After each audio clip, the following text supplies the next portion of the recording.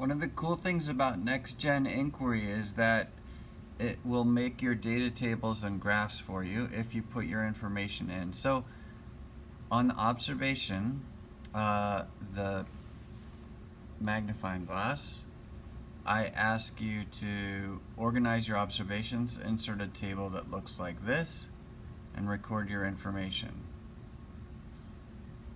So let's walk through those steps. You might see something slightly different, but you want to insert a table.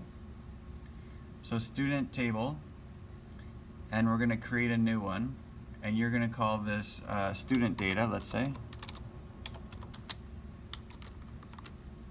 So I'm typing the title to my table right here at the bottom there.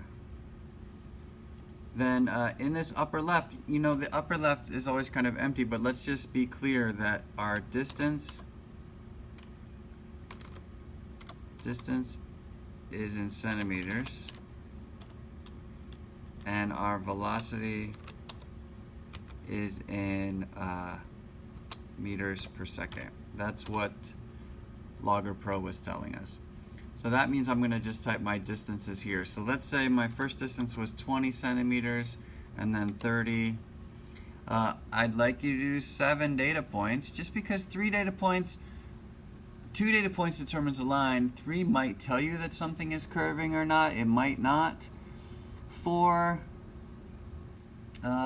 is a little better than 3, but there's no point in the middle. 5 has a point in the middle.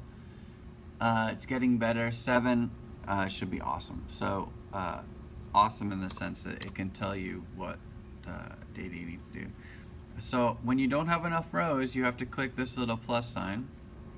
So 40 distances are 20, 30, 40, 50, let's say 60, 70, 80. Remember, these are the distances it rolled, not the position. So remember, here's my cart.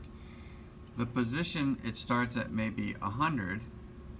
It stops at 115. Those are 2 positions. The distance it rolled from 100 to 115 is 15 centimeters. That's the interesting thing. So 1, 2, 3, 4, 5. Okay, I have my 7 distances here.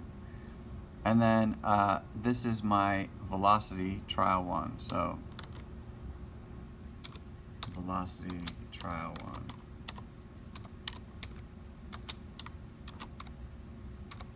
And then my velocity trial number 2, or speed, right? Velocity or speed. We'll clarify those items in this class.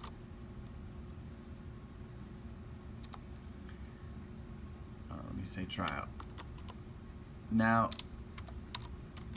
you would expect that these 3 numbers, if you're being very careful when you're taking your data, are the same. Now, of course, they probably won't be the same, but you want to take as many trials or change how you're taking your data enough so that you get fairly reliable numbers. Now, here's the trick. I have my trial 1, I have my trial 2, I have my trial 3. Let's say they're different, let's say the same. The way to measure sameness or differentness is to do some statistics. So click this button here, see that little FX? You're going to add a computed column. In other words, you want a row of numbers here that basically takes these numbers and creates a statistic. The statistic we want is the mean. That's the average. And so when I do statistics mean, I create a new X bar is from statistics, X with a little bar over it. That means that this is the average, and it says, here's the instructions, select 2 or more columns in order you would like them calculated, then click done. So I'm going to say I want my average speed to be the average of these 3 trials, and then I want to click done. The little exclamation points are because you don't have any numbers there yet. So let's say, remember my data over here, I was rolling from 95 to 115, that's 20 centimeters. My velocity was 0.346. Let's say my other velocity, trial 2, was 0.350,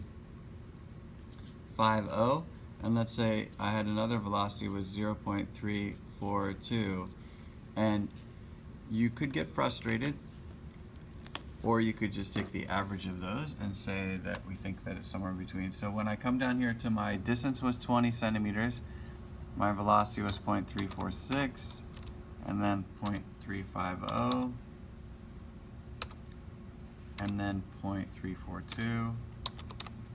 And if you've done the math right, your average velocity should come out here. I think I can name this column. Yeah, so this is the, let's say this is the velocity. We know it's the average of those three trials. So then as I type these numbers in, I get an average number here. So fill out this table, create a table, then fill it out with your data, and then you're ready to move to the next step.